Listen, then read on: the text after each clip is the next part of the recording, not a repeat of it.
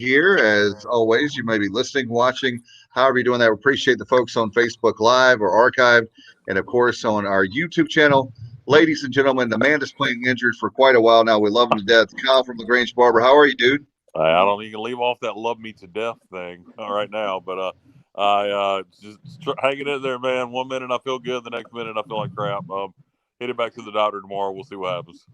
All right, we've been praying hard for you the last week, and I tell you what, we know one way or another you're going to pull strong and be ready for Christmas for sure.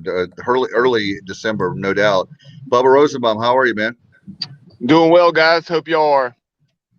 Yeah, with us right now. We're very excited to bring back one of our favorites, a guy that's been with us from the very beginning. I think this third month, and that would be Corey Gloor, the play-by-play voice of the ECU Pirates. And I think he's the bodyguard for Malcolm Gray and Tom McClellan in the press box.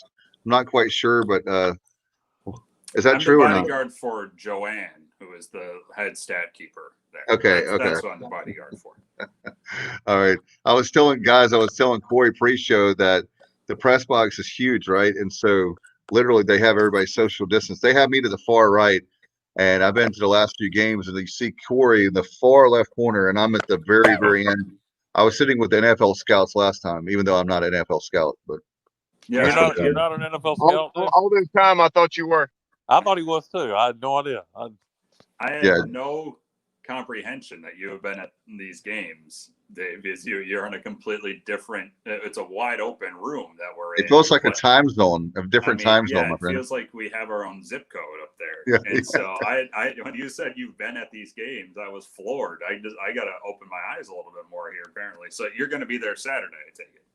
Well, I think Bubba's going to be there. I have to work, unfortunately, but fortunately for my family, unfortunately because I want to be at the game.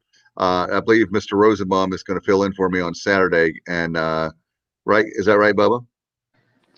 I'll be in Greenville. I may be in the stands because my dad's going, and then Riley may be going as well. But that had originally been my plan, but couldn't pass up the opportunity to, have the family time. Yeah, and I've been at the last two home games thanks to a mutual friend of all ours that's hooked me up with tickets, but I'm not going this Saturday for obvious reasons. Tip of the cap to you, Kyle from LaGrange, for the second I get like a slightly scratchy throat or like a congested nose, I'm done. Like, so the fact that you're actually doing this while battling whatever this is you're battling, well done, sir. Yeah, no doubt. Appreciate it. The job, my regular 9-to-5 job might not be so happy that I'm doing this when I'm coming to work. But you don't have to be around people, though. You don't have to be. I risk making no one else sick. I think they're okay. They'll be okay. Yeah. No question. Corey, I'm going to ask you this. I know we're at the end of football season, so we'll talk a little football and maybe some basketball. But I will go ahead and say this, and hopefully Coach Godwin doesn't get mad at me for saying this. I'm very worried about baseball season because of the very fact of the holiday season coming up. And I just want to get your thoughts. How do you feel as a play-by-play voice? Because I would just say this. I want the baseball season, even if there's no fans. The last thing I want to do is start the season and get teased like we did back in the spring. So we have our buddy. We didn't even get a chance to do movie lines. I felt like the team was a super regional team. The talent that we had, not that we don't have talent this year, but I don't want to start the season and then, oh, by the way, we can't. The season's canceled. You're like, what? So how do you feel? Around. I think it's impossible to not have some trepidation with where we sit now and looking forward. And that goes for not just a couple months from now, in which we're less than, I guess, 3 months from when it's scheduled to start technically. And it goes to just tomorrow. Like I've been on this during, pandemic time with you guys a couple times, and we keep beating the same drum every time you have me on. The fact that we're still at this point is amazing. And I don't know where the baseball coaching staff sits right now in terms of how they feel about the season starting on time. I think they're moving forward as though it's going to start in mid-February, but they are also, I think, at the ready and understanding that things can change on a dime, whether that is pushing the start of the season back, whether that is reshuffling what their schedule will look like on short notice, as we've seen from basketball here this week. So I think they understand the picture here, and the fingers crossed of all these good things we're hearing about vaccinations and maybe early spring or maybe sometime in the spring, but we just don't know. And so that they are, I think, trying to get everything on their mind right now of what could potentially happen, and hopefully it doesn't reach a point where we're talking about the season coming to a screeching halt like it did this past year. But we just don't know. So yeah, I think if anyone's kind of looking at this and saying we will absolutely be getting 56 games in, we're starting mid-February. It's great. I would love to be saying that. I want that to happen. I don't know if it's going to. I don't think anybody in their right mind thinks it's going to happen here with baseball, especially with everything we've seen from football, whether it's ECU related, nationwide, and now trying to just get basketball started. Baseball is a ways away, and I think it's a ways away in a lot of people's minds right now because there's a lot of other things that we're trying to get figured out still.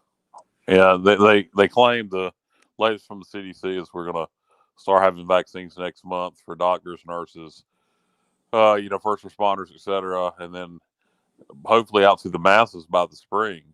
And if that's the path, what I kind of wonder right now is, even with basketball, why are we even trying? Why not just push basketball and baseball, start them both around March or April if we're going to have vaccines out by then? And why even mess with it right now, or with basketball or baseball in February? I mean, what's the harm in just pushing them both back a couple months?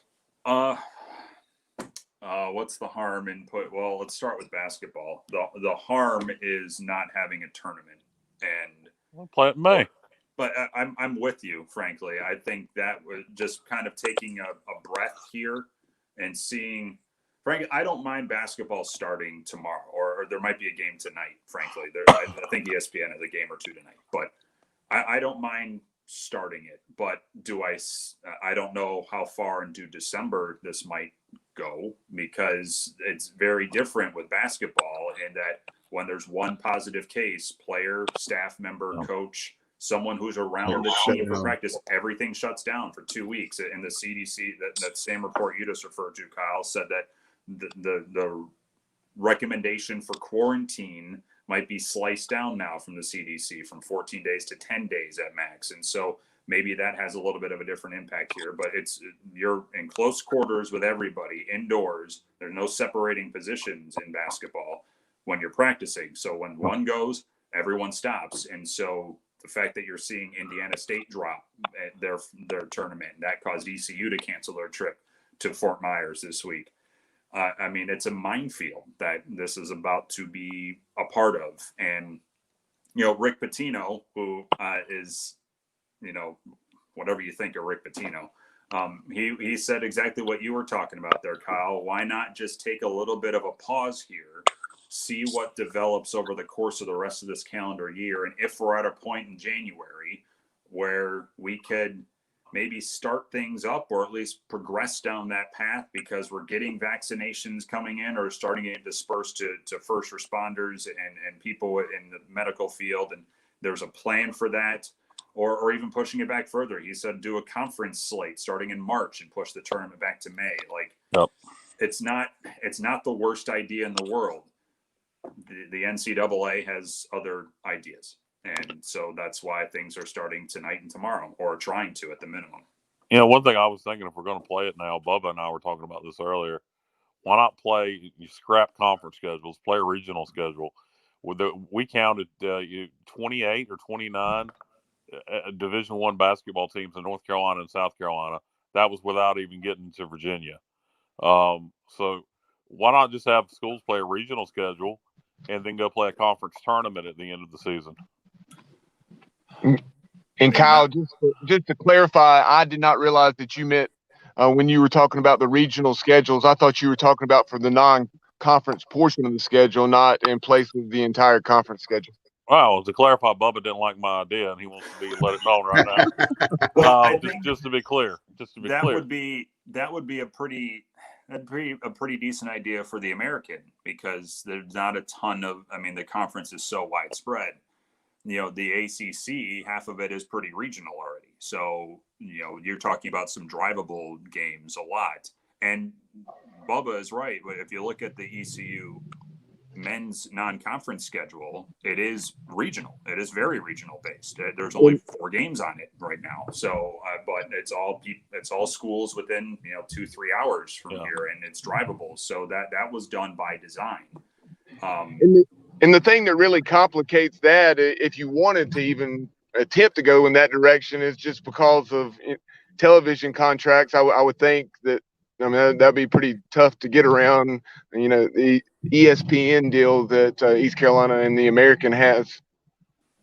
Yeah, I mean, TV contracts are likely a player in how we're seeing this basketball season trying to get started. And when you're talking, I mean, the ESPN Plus deal for the American, there's a stipulation of what those games are, but I don't know if it's beholden to just conference matchups. I think they want conference matchups, but when you look at Big Ten Network, ACC Network, SEC, whatever the Pac-12 tries to do with their network, those are kind of formulated on conference matchups. And money is talking here, for better or worse. Money is talking about why they're going to try a somewhat normal-looking basketball season, in spite of everything that's going on. Corey, there's the speculation going around to replace the 3 lost games in Florida that we may be trying to put together. We, meaning East Carolina, our own little mini event here with 3 other teams. Have you heard anything about that? No, it doesn't surprise me that might be out there, because it wasn't ECU dealing with COVID that caused them to bow out of the tournament. It was Indiana State bowing out, and they were rightly worried about traveling down there, even though they were planning on busing down there. But so I haven't heard anything about that, but that's not a surprise if that is something that they're trying to cook up. And Corey, with the very fact of you talking about the tournament, Joe Dooley and staff have done such a nice job building this program already, and this is year number 3 for Dooley. If they can somehow get off to a nice start with a tournament, like if it's not in Fort Myers, if it's Charlotte, wherever, you get off to a great start, and then when you have the conference play, I mean, this has been 2020, right? So like normal years, we were towards the bottom. Right now, who in the world knows what could happen with conference play? But if you can just get off to that's what's been hurting East Carolina the last few seasons, as they start off very, very slow in non-conference when you really need to start off very, very strong, especially when you're playing in a big boy league like the American. I think this team is more poised than most, frankly, in the country to handle what this season might be, because you're dealing with, really on paper, one new guy to work into the fold. Everyone else everyone else is back by and large, and everyone else their skill set and their ability. It's Noah Farrakhan is the newcomer that they anticipate will be part of the mix right away. But there's a cohesion here where you bring back 98% of your scoring from last season, and everyone's place now. So it's not like a season ago where they walked in with so many new pieces and then they got hit with injuries before the season even started. So you didn't have a starting backcourt for the first month of the year, and it took a while to get going. Now, regardless of when this season tips off, they are very much on the same page. They were on the same page when they came back to Greenville and started practicing back in the summer. They were on the same page when they had to pause because they ran into COVID things in the early fall.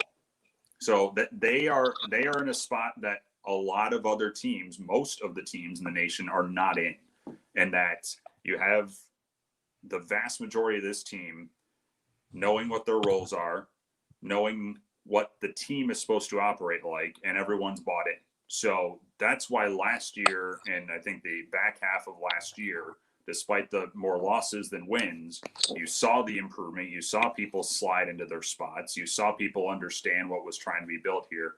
That's what makes, the last half of last year so important, is stuff like this is coming up here. Whenever they start, whenever there's a break in the season, whenever they need to stop, if they need to stop, they can handle like that. That's why I think there should be some optimism around what this team can do this year, barring, of course, this team's able to do it. I know we're talking about basketball. I want to talk about all sports with Corey Gloor, the play-by-play voice of the ECU baseball Pirates. And Bubba, I know that one of our good friends, Johnny, has a comment, one of our regular listeners and viewers. And he says to you, Corey, nice class announced today from the signing period. And he says that to come in next year, quite a few big guys, both position and pitchers, some excellent range on velocity already coming in with the arms for Coach D to work with in the future. The thing that stood out to me with the baseball team when I was out there for the Purple Gold Series a few weeks ago is this might be the biggest team that Godwin has had in his time here, just size-wise. These kids are massive. They are on the same level. That was something he preached when he got the job here. Cliff said, I want to make this team look like an SEC team. And they look the part now. That's a big group. And not just, your corner infielders, not just, Gavin Williams. I mean, there is some true honest to goodness size on this team. And so now they look the physical part of being the top 10 team that we know that they have been. And now signing day today, and there's a common theme. The size is there. The arms are overflowing right now with this club. And you lose one of your main arms from this past season in Alec Burleson. But the stuff that I saw in the Purple Gold Series, there's plenty to spare. So I think, you don't want the season to be stopped if it starts on time. I think I'm on the same page with you, because the pitching staff that this team can provide, if they get into a nice little rhythm, is going to be as good as anyone in the country. Yeah, and before baseball and even before basketball, we gotta finish football, Corey. How much have you been following Mike Houston and the guys this year? We got SMU to close the season, a game I've pointed to all year, and so that just screams upset to me. Thanksgiving weekend, SMU, defensively struggles some, particularly against the run at times. Though they've been a little better against the run the last couple of times out. I don't like them coming off the loss to Tulsa. I think that lessens our chances of pulling off the upset. But, we've been so much more competitive at times this year. We got robbed in that Tulsa game, just absolutely robbed. That's been talked about to death. I mean, the worst officiating I've ever seen in my life. Clearly, just an absolute screw job. And the Montreal screw job? Not the Montreal screw job, but right up there with the Montreal screw job. Right. Then Bubba got that joke. No, I don't think Bubba or Corey got that joke. Then you it's a wrestling reference. Of course, it's a wrestling reference. It's Kyle. Yeah, well, Dave made that. And then you go back to the Navy game. We didn't have Holton, and you figure if you have Holton, you probably win that game. If we just had any kind of passing game. No Norfolk State game. Well, I'm just talking about what we played. Right now, we could easily be 4-4 going into this SMU game.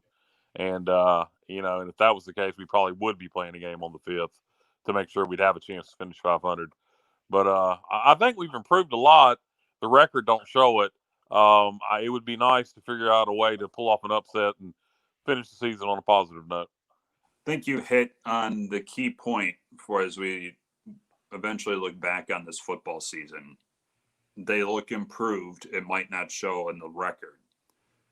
I mean, before this started, I saw Utah, Arizona State canceled. I saw Wisconsin, Minnesota canceled. Houston and whoever they were playing was canceled. Tulsa, I think, which is a big cancellation. right now. It's going to have to take a little bit of time for, I think, people to jump on board with the fact that you're going to not want to look at the record this season when judging it, just period. Whether it's ECU, whether it's, Cincinnati.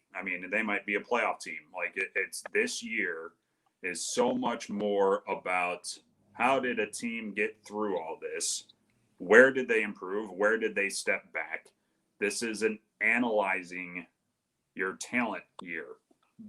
Period. If there are folks out there, and you guys might be on that group that are still clinging to the win and the loss of this season, and I get that. That's part of being a fan, but that's just not going to be the case this year. Like, it's just not. And in that regard, the fact that you found two really high caliber running backs in your freshman class this year, and if they ride out everything, you have them for 4 more years. The fact that they, I feel, have improved on the linebacking core this year. There's a lot to like about what we've seen from the youth on this team, and knowing that they can be around for a while. The passing game has been a little disappointing this year.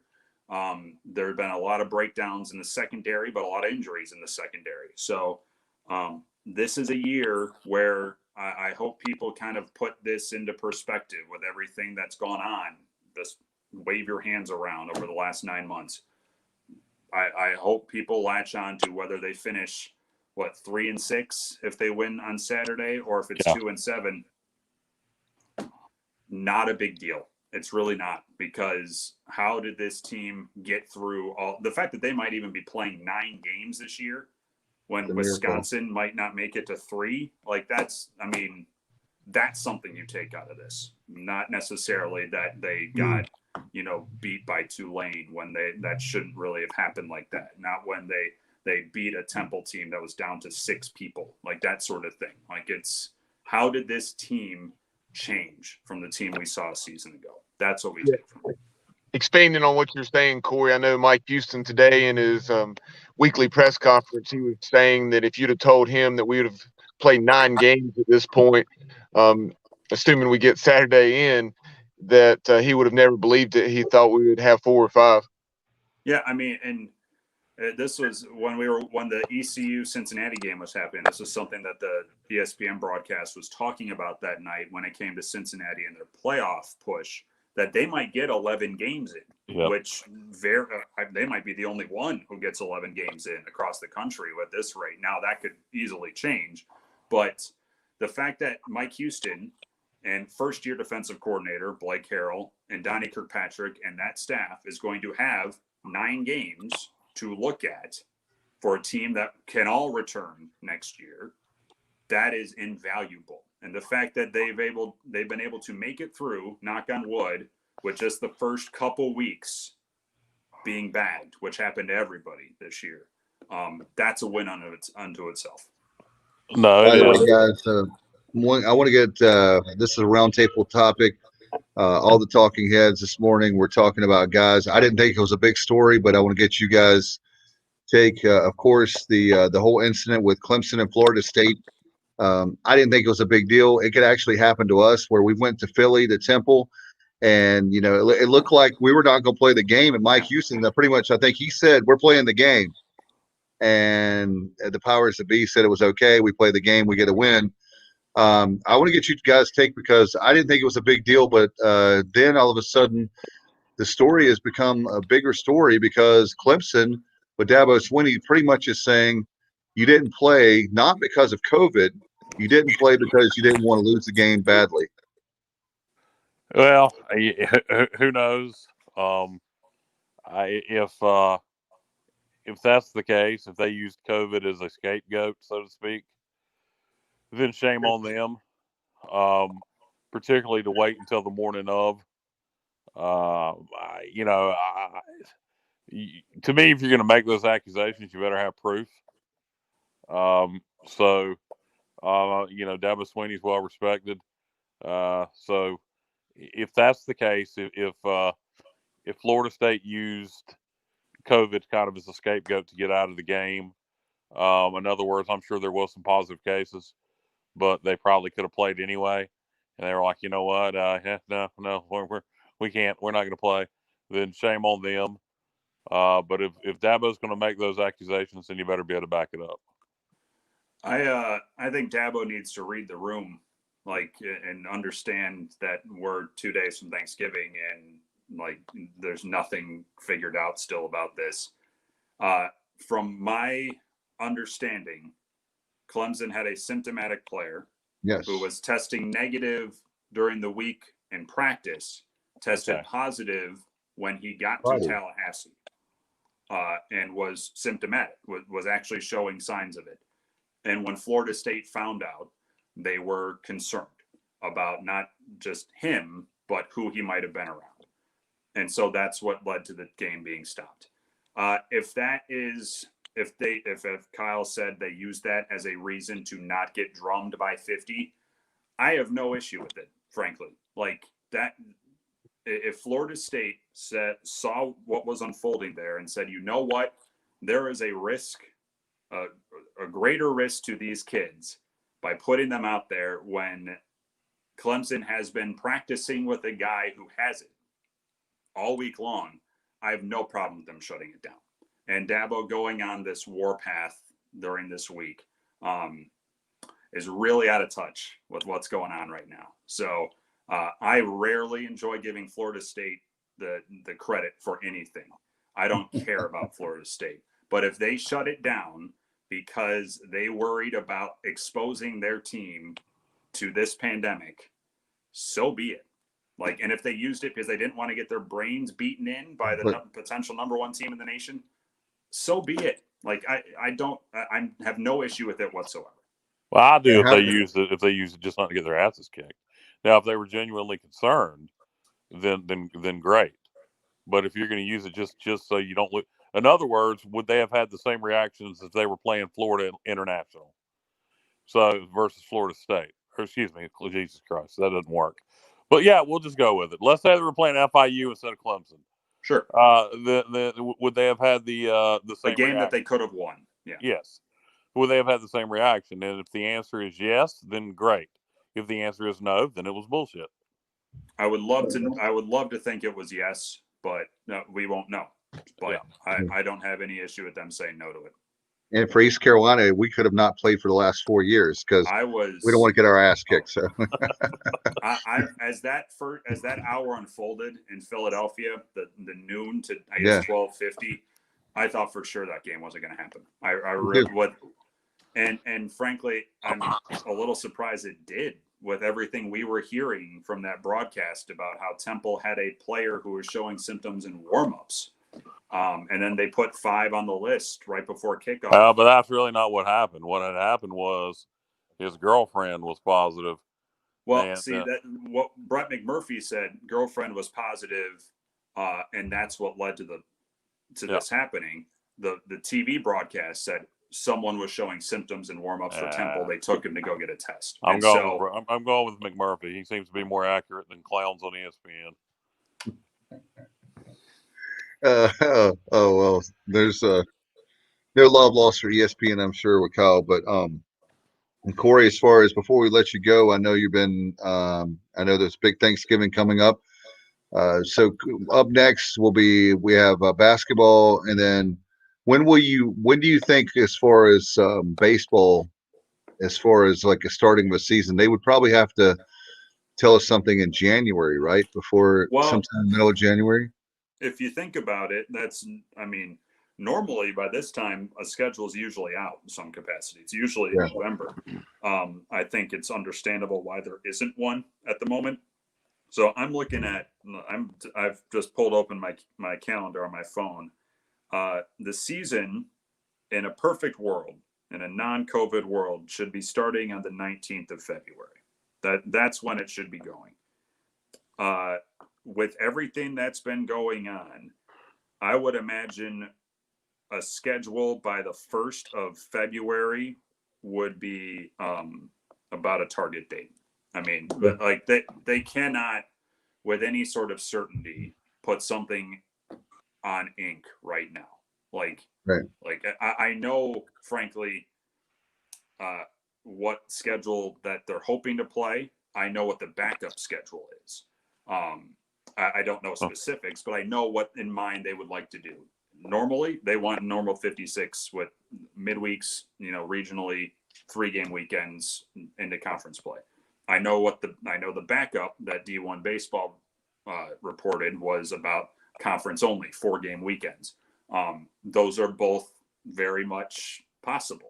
I mean, anything is possible.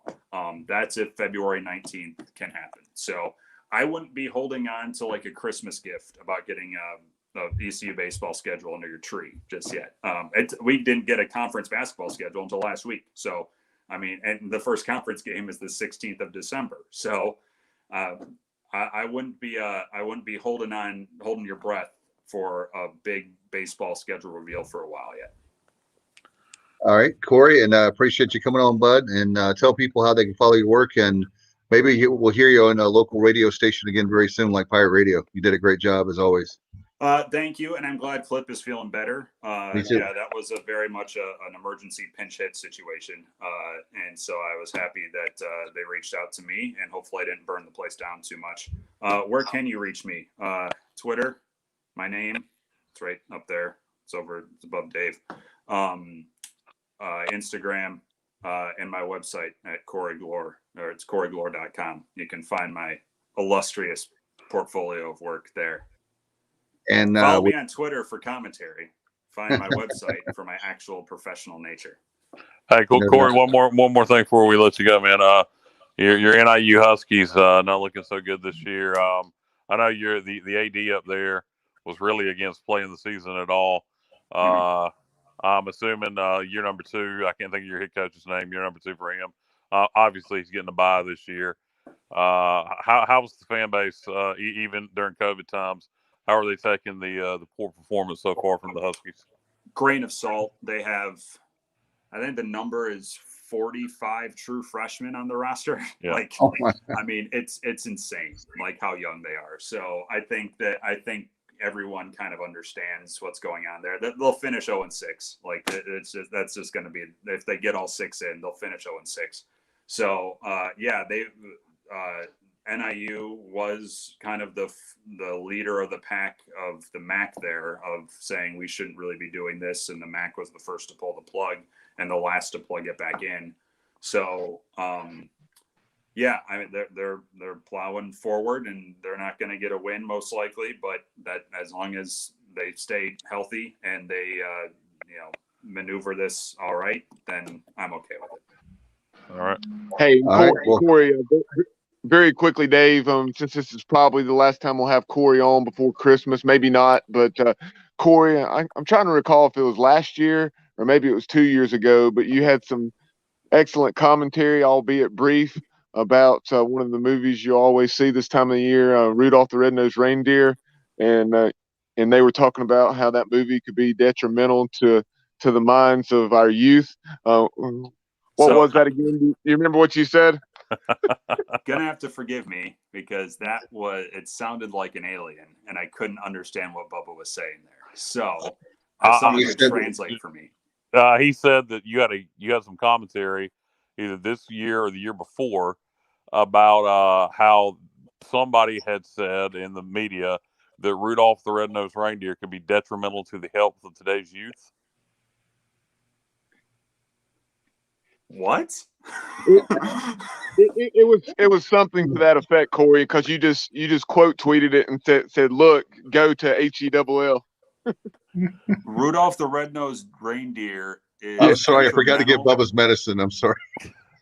He said it was on Twitter. You quote tweeted it and told whoever said it to go to hell. Yeah. Oh no! Watching Rudolph the Red-Nosed Reindeer was detrimental to like someone's mental health. You're correct. Right. Oh yeah, they absolutely should go to hell. Like it was hilarious. Yeah, it's like there's a small bullying element to that story that maybe they were highlighting there, but it's a wonderful, heartwarming tale of an upstart red-nosed reindeer saving Christmas. And listen, If that I have no patience now this holiday season of people crapping on stuff that makes people happy. Like at this point, do whatever you want. Like I put Christmas lights up already. Like my wife put up the Christmas tree on November 1st. Yeah, it's like I don't care. Like if you want to start putting presents under the tree now, if you want to open gifts now, like go for it. Like this year of all years, if you're gonna judge people for watching like Rudolph or It's a Wonderful Life, just skip the first hour and a half. But like if you're gonna judge people for that, like just no, I don't have time for that this year. It's 2020. I'm putting lights up. I'm gonna probably drink eggnog. Like it just deal with it. Like that's what's gonna happen. The thing about Rudolph, guys, I don't know if anybody else feels this way, and then we'll let you go, Corey. But I've always kind of wanted to see an alternative ending to Rudolph, where Santa comes up and goes, "Rudolph, with your nose so bright, won't you guide my sleigh tonight?" And I want Rudolph to look at Santa and go, "You know what, you fat son of a bitch, you've criticized me this whole time.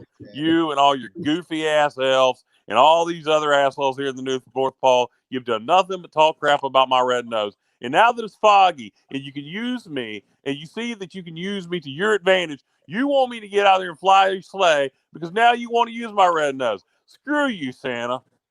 No, that movie's called Bad Santa. That's already happened. What the ending should be, my perfect ending is similar to that, where they finish their night on Christmas. They finish their travel, and Santa says, "All right, Rudolph, take us back to the North Pole." And then Rudolph's eyes turn red, and he turns around, just pulls out a hacksaw, and just cuts the sleigh off behind him. And those 8 deer and Santa and that sleigh take a plunge, and Rudolph just sails into the sky. And the other eight deer can still fly though. Oh no, they couldn't see though. That was the problem. So sure, they'll just be flying around. Yeah, that's true. Yeah, especially Donner. That guy sucked. Oh, Corey, you never know where the show is going to go, but certainly I love it. I love Rudolph and love Frosty and all those specials, and had a chance in radio in the 90s to. We had both Rankin and Bass be on our show, and a talk show we did, and so Talk of the Town back in the day. It was really awesome to be able to talk to them and to have somebody talk crap about that. Forget about it. Same thing with like Christmas songs. Now everybody's overanalyzing everything. It's just about Christmas songs. That. I mean, come on. My Sirius XM has a preset Christmas music channel, and I usually don't like Christmas music. But this year, I'm just like, nah, I'm gonna put some on. So, all right. Good deal. Well, early Christmas to you. Happy Thanksgiving. Happy New Year. We'll see you in 2021. Stay safe to you and your loved ones. Kyle, get better. Appreciate it. And we will be talking down the road, no question about it. And wherever Bubba just disappeared to, give him my best as well. He went to Santa and the elves and the reindeer. He went to go save Santa and the reindeer. Yeah, exactly. All right. See you, buddy. All right. Bye. All right, Corey Gloor, the ECU play-by-play voice. Appreciate him very much. I had no idea he was going to give a commentary on Rudolph, but it's 2020. Appreciate Bubba. That was very cool. Very cool reference. Next up, I had a chance to meet this guy a couple years ago. He was with the East Carolinian and did a fantastic job with. If you don't know what the East Carolinian is, you probably do because you're watching and listening to this podcast, a show, but the East Carolinian, of course, is school newspaper for the East Carolina for the Pirates. And this gentleman did a nice job there. He started his own website, pirateanalysis.com. And I saw over the weekend that he's leaving us. So I would reach out to Bubba and said, we got to have him on the show. He's always been very kind to me. He's always been very good to me. Want to bring in first time, and hopefully you come back on when your new beat in Montana. Daniel Shepard, how are you, buddy? I'm doing good. How are you? Good. I was sad to read that. I'm very happy for you personally, very sad for Pirate Nation and sad for Pirate fans. But I understand personally that you're graduating. It's hard to believe that you're graduating and now you're moving on. And I don't know if it's bigger and better things for Pirate Nation, but bigger and better things for you personally.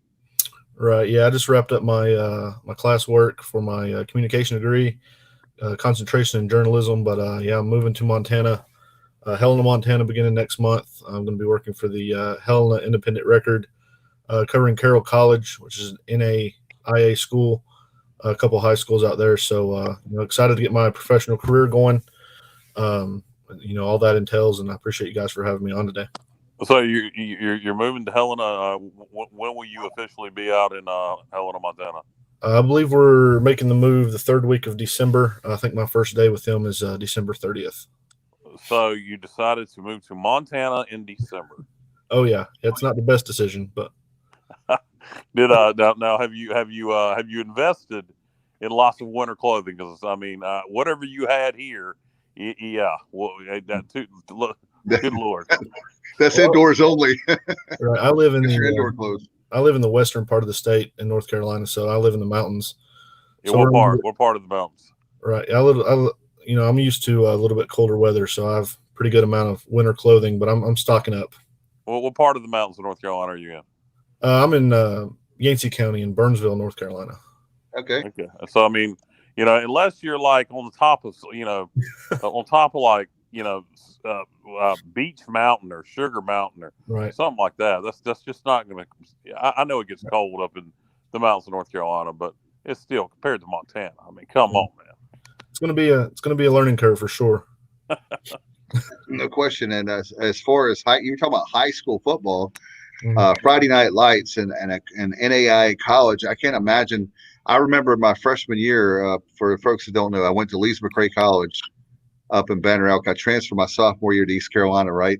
So growing up, Kyle knows when we're in Williamston, anytime we got snow, we were excited, right? And so so I get there. The very first time it snowed was like October, and I was so excited that the snow was coming down. That meant no class, and they looked at me and laughed. The upperclassmen, they said, "Do you realize that at that particular time in 1991, in the history of the college, they had only closed the university, canceled classes 4 times, and every single time was because they couldn't open the doors. There was so much snow. So they were like, the fact that I was not going to be able to get out of class, it was really horrible. But anyway, moving on. As far as your East Carolina time, I want to talk about that and what you've seen, what you've discovered. And I think the good thing is that you've covered the Pirates.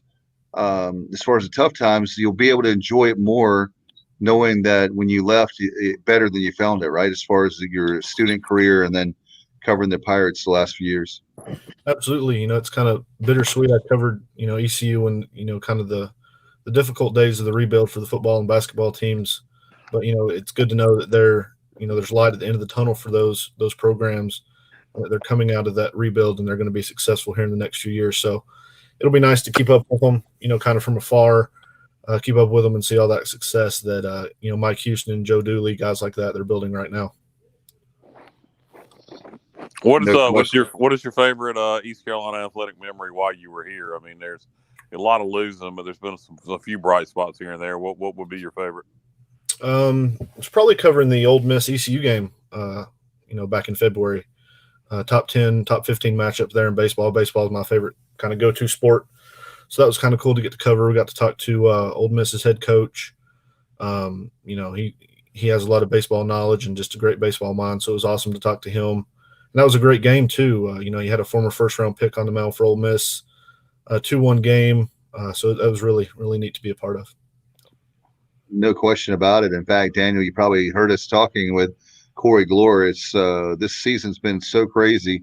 What's your take on now that we're ending football season? So let's start there. What do you think about the Pirates? As far as I know that when you started covering I believe it was the Montgomery era. My memory serves me right. Wasn't it Montgomery when I first met you, I believe?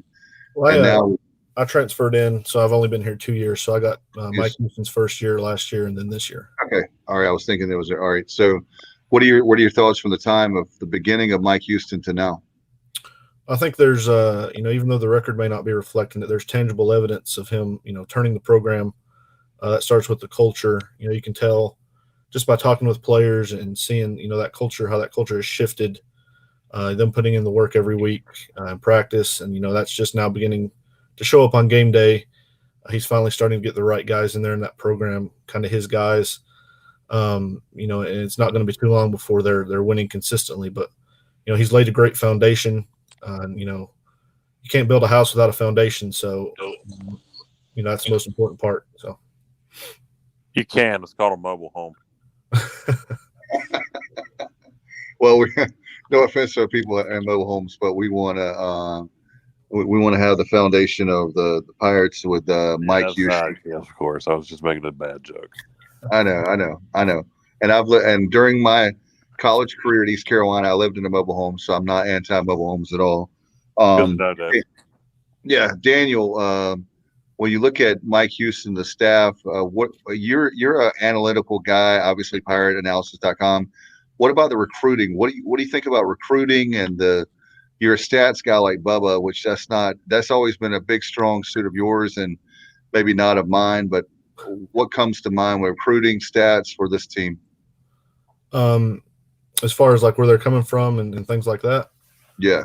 I think I've talked to a few people, a few commits, different programs.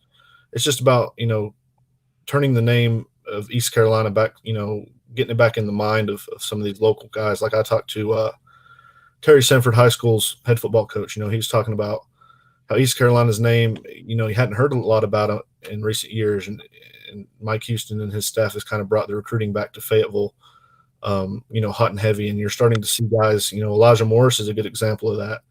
Just got put on scholarship last week. So it's about, getting East Carolina's name back out there in some areas that have been under-recruited here lately that really shouldn't be under-recruited. And, recruiting always starts in your own backyard and then you expand out. So it's about winning the eastern part of the state for East Carolina, getting the best guys in that part of the state and then expanding outward to see if you can pull some guys in. And you've already seen evidence of that. I mean, Audio Tosho, he came from UCLA.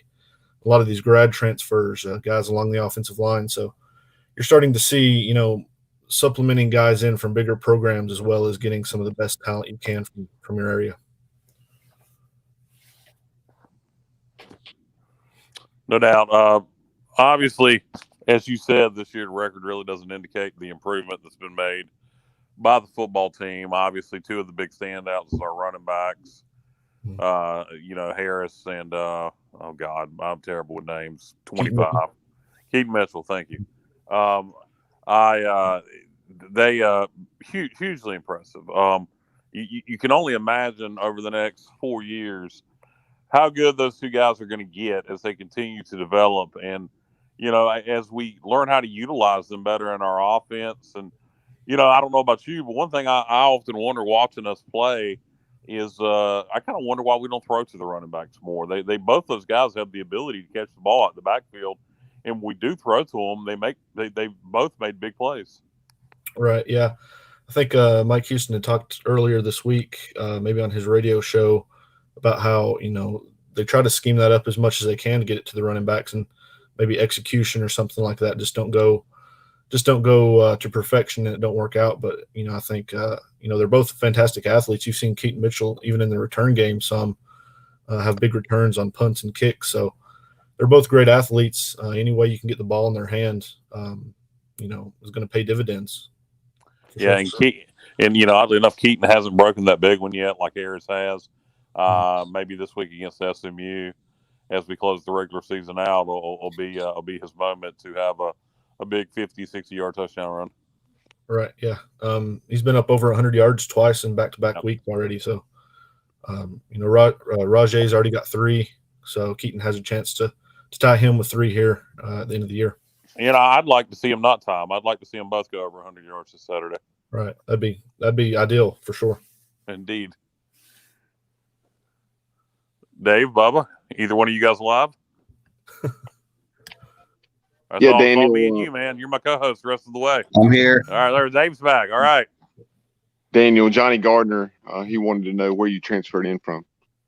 I transferred from Malin Community College in Spruce Pine, North Carolina. So we're certainly glad to have you as the Pirate. And talk about the one thing that people don't know is East Carolina has a lot of different degrees that are fantastic. And one of them is our communication department. Talk about your journalism experience. I know you worked at the East Carolinian, but talk about the classes, everything. I think that people underestimate East Carolina, and you always hear EZU and all that junk all the time, which I really don't care, because I had a political science degree. It was not easy, trust me. But what about you for journalism and communications?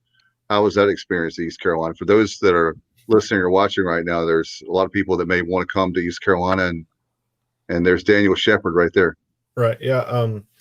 I never really looked anywhere else, for my communication degree. East Carolina was, probably the best option for me. I think just from a standpoint of, smaller classes, smaller class sizes, things like that, helped me. But, the teachers are great. They've got great experience in their former careers as journalists, and they have a lot of knowledge to impart on students. And then, you get that real world experience working at, a place like the East Carolinian that you can't get in class really. You have to experience it on your own, covering games, talking to, players and coaches and staff members, and just building skills that, you learn about in class, but you can't really exercise until you do it on your own. So I got a great mix of that. You learn it in class, and then you go out and put it to use at the East Carolinian. So that was a great experience for me, wanting to cover sports, and that really helped me solidify what I wanted to do in my career, which is cover sports for a newspaper or a news organization. No doubt about it. And you also, not only East Carolina, but you had a chance to start your own website. I want to talk about that because you and I have saw you many times. Another thing I compliment you on is the fact you were like everywhere. You were always there. Like you could count. You're a guy that, as far as a fellow member of the media, I could always count on. I knew you were going to be there. Like I talked to you, you were there. Sometimes we won't say which ones, but sometimes they kind of pick and choose which games they're going to come to. But I have to tip my hat to you. Were every single game that I can remember.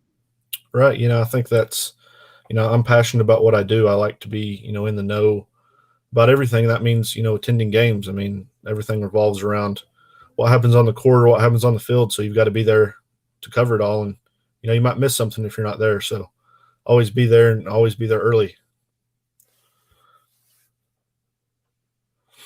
And no question about it. And as far as we're concerned, you're always an alum, and you're always a part of the ECU media family. And as far as where do you see you're talking about baseball? Obviously, I come from a baseball family. I love, obviously, when it comes to the big three sports, when you have Mike Houston, Joe Dooley, and Cliff Godwin. But I think when you look at Cliff Godwin and you look where the program is, and unfortunately, COVID had really destroyed us last year. I really felt like that was at least a super regional team. Unfortunately, we'll never know. So I'm not going to speculate on where we would be in as far as this past season for 2020. But what do you think about this coming season? I really think that not only with basketball with Joe Dooley, but also with baseball, it's going to be a very special year for the Pirates. Absolutely. You mentioned there that last year, I think last year was a great shot for them to get, to achieve their goal of going to Omaha. That team, pitching, hitting, everything was beginning to click on all cylinders right there, right before, the season was postponed. So, they brought in another great recruiting class. I've talked to, a few of those guys, and a few of those guys, even in the future, the 2022, 2023 class, they're all studs. I mean, Cliff Godwin is really recruiting to build that program and to make that program the best it can be. And I think under his guidance, he just got a 2-year contract extension on top of his original deal there. He's the best guy to lead that program. I think the people in power are seeing that that's the case. And, in his hands, the program is going to go far, and it already has. But, I think it can go to another level here in the next couple of years. And the great thing about Cliff is the very fact, and he doesn't pay me any money. I'm not on the payroll for baseball, but just outside looking in, I follow the program closely, but I'm not on the day-to-day operations. But if you look at the coaches we have now, all across the board, the one thing they have in common, not only the X's and O's, they're fantastic at. There's plenty of people out there that are tremendous at X's and O's, right? But the one thing that we can say common about all three of the coaches as far as basketball, same thing with Kim McNeil, women's basketball, but all the coaches we have right now, they're building programs. They're building them from sometimes look at basketball, we've never had the tradition. So Joe Dooley is really building from scratch, right? You look at with football with Mike Houston, but you look at Cliff Godwin. We've already had a successful program in baseball, right? But I hate to say the taking it to the next level because we have such great teams in the past. But when you look at what he's doing, there's many times when you listen to D1 baseball and you listen to, or you read magazines or different things, and you hear East Carolina, and you know what's funny, Daniel and Kyle and Bubba? You know what's funny about baseball, for college baseball? They never say our name wrong. I've never heard them say our name wrong. It's weird, but these big time like D1 baseball, the publications, you listen to podcasts, you listen to college baseball shows, different things. They never say Eastern Carolina, but they do in football, especially sometimes in basketball. But I've noticed, I don't know, maybe it's just me, you guys, I've listened to many of those shows, and I'm just amazed at how I'm waiting for them to say Eastern Carolina, but maybe it's the respect that we have in the baseball program being a powerhouse, that they say East Carolina and they get it right. I'm happy they get it right. Yeah. I think, baseball has been that program that's kind of kept, ECU on the national map and on the mindset of people here in recent years. And, that's the good thing, the rebuilding programs. ECU can really propel themselves into, a household name here if they can get the football program fully turned around, the basketball program rolling, really get back to being household names, like they was, 10 or so years ago. No question about it. And I know that it's going to be a lot of fun.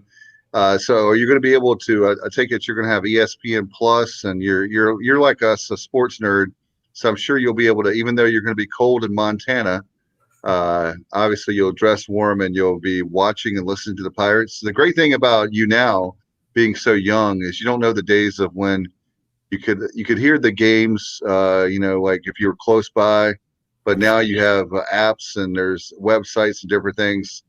But anyway, I wanted to thank you, Johnny, for saying that. But I said that I've been scared to mention that point many times. So I had the courage, thanks to Daniel, to mention. I've just noticed that over the last year or two, listening to podcasts and different shows, that they always baseball, they respect us. That's why they say East Carolina, when other sports they don't. Unfortunately, and that's not me saying that I want them to say Eastern Carolina. It drives me nuts. But anyway, Daniel, I really appreciate. I just want to say thank you for always being so kind to me. And certainly, I'm not one to be able to. I have a full-time job. I'm a dad. I have comma radio show. I've got a whole bunch of stuff going on, and trying to cover the Pirates is it's very tough. But we appreciate you. Wish you the best of luck, my friend, and I hope that you won't be a stranger. Would love to have you back on the show, because love your insight. You've always been great. And I know before we let you go, we're getting ready to get out of here, but I wanted to say that I know you said that the website's going to be up for a little while longer this spring, right? Right, till May, to the end of May. It's piratanalysis.com. There's a lot of good links on there. I've mentioned I talked to a lot of baseball recruits coming in the next few years. They offered a lot of great insight into kind of why they chose East Carolina. Talked to Elijah Morris's father, his high school coach, before he got put on scholarship. Now he is, about kind of his path. So a lot of great links on there. And you can drop by and read that. But yeah, that'll be active until May. piratanalysis.com. All right, and give and by the way, also, because you're a great writer, and I know that you're going to be great, and Helena, give that website and the maybe the newspaper again. We'd love to, from afar, we'll be able to keep up with your work too, my friend. It's the Helena Independent Record. It's helenair.com. Hopefully get there and get set up and start writing about the end of December. Their football season will start in February, so excited for that. And we'll be following you on Twitter as well, right? Yes, sir. Still trying to get a Twitter handle set up, working for them. So okay. pass that along when I get it. But I appreciate you guys having me on. Thank you very much. No problem, buddy. Good luck, and definitely stay warm, be safe, and hopefully move. I hate moving, so more power to you. And really proud of you. And thank you so much for all the hard work you did for the Pirates and Pirate Nation and the media. And definitely look forward to reading your work very soon. I appreciate it. Thank you guys very much. No problem. Daniel Shepard there. Appreciate him very much. EC alum and writer, and definitely appreciate you, buddy. And it's going to be a great 21 and beyond for your career too. All right, guys, before we go, we're going to promote content that we have coming up. We've been working really hard on a Division I basketball preview that we've been doing for the state of North Carolina. So we have 2 parts out if you haven't heard that yet. It's audio only. We haven't been obviously doing it here. We've been doing that so you can listen to that. We have it's a total of 18 Division I basketball schools in the state of North Carolina. We have the first 2 parts out. We'll put part 3 out the next couple of days, probably very soon. So be listening in for part 3, but you can listen to all parts of that. We have the Marshall tribute we did for the Marshall plane crash, obviously. And Kyle, we've gotten a lot of great comments on that for sure. We're very excited about that. We wanted to do the program Marshall, the tie that had East Carolina, of course, the plane crash after East Carolina, Marshall, November 14th, 1970. So we have that if you want to listen to that. We have obviously our normal stuff for football, basketball, and baseball, and hopefully we can start talking about basketball. But we have before basketball, we have a Pirate preview coming out tomorrow, so we'll be doing that as well. Do you have anything you want to say before we go, Kyle? I guess we've lost Kyle. Okay, well, I guess it's just me right now. Appreciate you guys so much. Thank you so much, as always, for watching and listening. We're on 20 different platforms or more. You can listen to us audio-wise for obviously on Facebook.